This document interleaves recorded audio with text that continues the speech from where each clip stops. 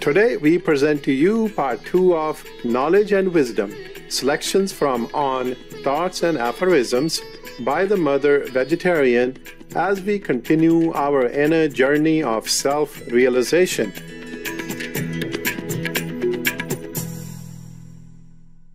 Mira Alfasa, who became known as the Mother or Shrima, was born in 1878 in Paris, France. Although she showed great artistic, musical, and writing talent at an early age, her real interest was the spiritual side of life. Based on her inner experience and guidance by a saint she later recognized as Sri Aurobindo, she traveled to India in 1914, where she met him for the first time. As soon as I saw Sri Aurobindo, I recognized in him the well-known being whom I used to call Krishna, and this is enough to explain why I am fully convinced that my place and my work are near him in India.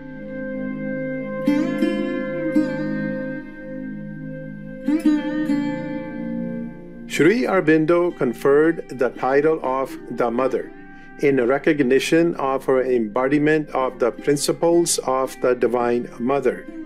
When the decision was made to create an ashram in 1926, Sri Aurobindo entrusted all the spiritual and material tasks of running the ashram to the Mother. For the next 50 years, under her loving guidance, the ashram developed into a spiritual center for truth seekers.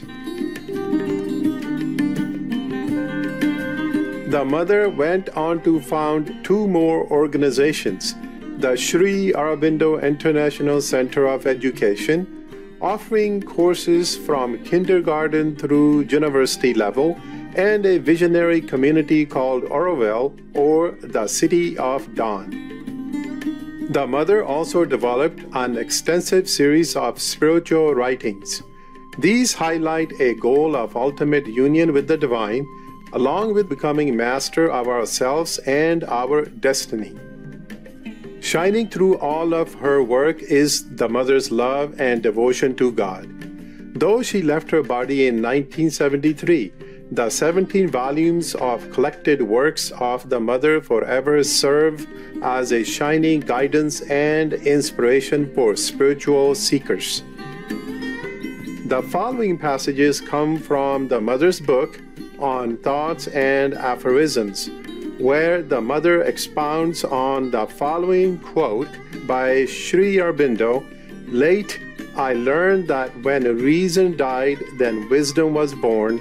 Before that liberation, I had only knowledge." Once again, I must repeat that the form of these aphorisms is purposely paradoxical in order to give the mind a little shock and awaken it enough for it to make an effort to understand. One must not take this aphorism literally. Some people seem worried by the idea that reason must disappear for one to become wise. It is not that. It is not that at all. Reason must no longer be the summit and the master. For a very long time in life, until one possesses anything resembling knowledge, it is indispensable that reason be the master. Otherwise, one is the plaything of one's impulses, one's fancies, one's more or less disordered emotional imaginings, and one is in danger of being very far removed not merely from wisdom, but even from the knowledge needed for conducting oneself acceptably.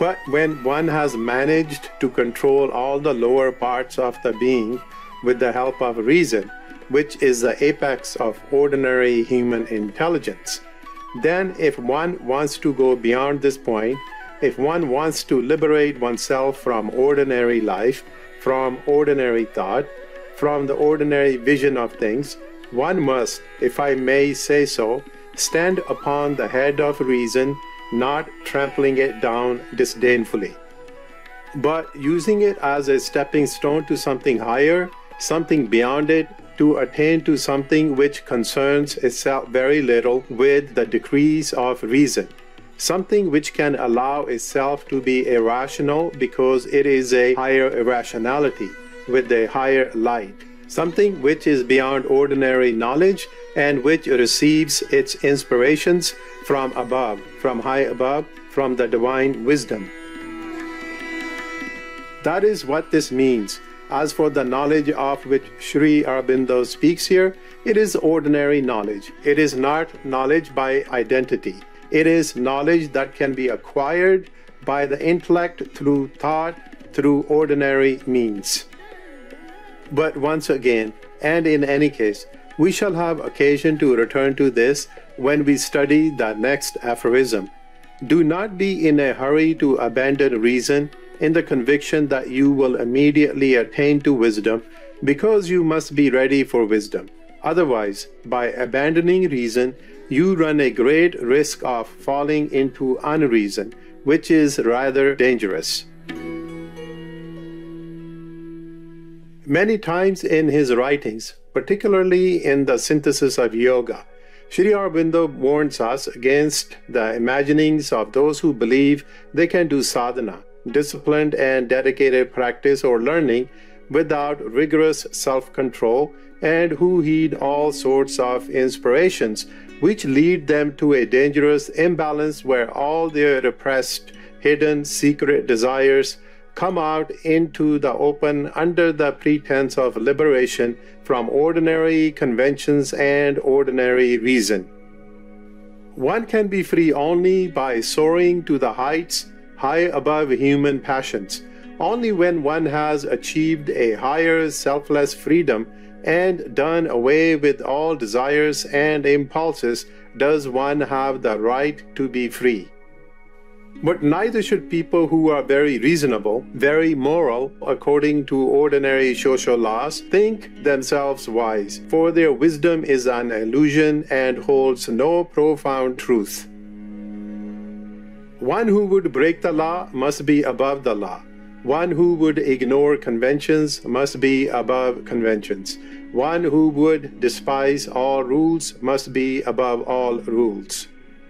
And the motive of this liberation should never be a personal, egoistic one. The desire to satisfy an ambition, aggrandize one's personality through a feeling of superiority, out of a contempt for others, to set oneself above the herd and regard it with condescension. Be on your guard when you feel yourself superior and look down on others ironically as if to say, I am no longer made of such stuff.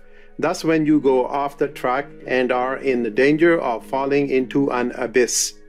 When one truly attains wisdom, the true wisdom, the wisdom Sri Aurobindo is speaking of here, there is no longer higher and lower. There is only a play of forces in which each thing has its place and its importance. And if there is a hierarchy, it is a hierarchy of surrender to the Supreme. It is not a hierarchy of superiority with regard to what is below. And with human understanding, human reason, human knowledge, one is unable to discern this hierarchy. Only the awakened soul can recognize another awakened soul, and then the sense of superiority disappears completely. True wisdom comes only when the ego disappears, and the ego disappears only when you are ready to abandon yourself completely to the Supreme Lord without any personal motive and without any expectation of profit. When you do it because you cannot do otherwise. For more information about the Mother and Sri Aurobindo, please visit sriaurobindoashram.org. No to vegan? Because you don't care about anyone else except yourself. Caring viewers, it has been a pleasure to have you with us for today's episode of Words of Wisdom.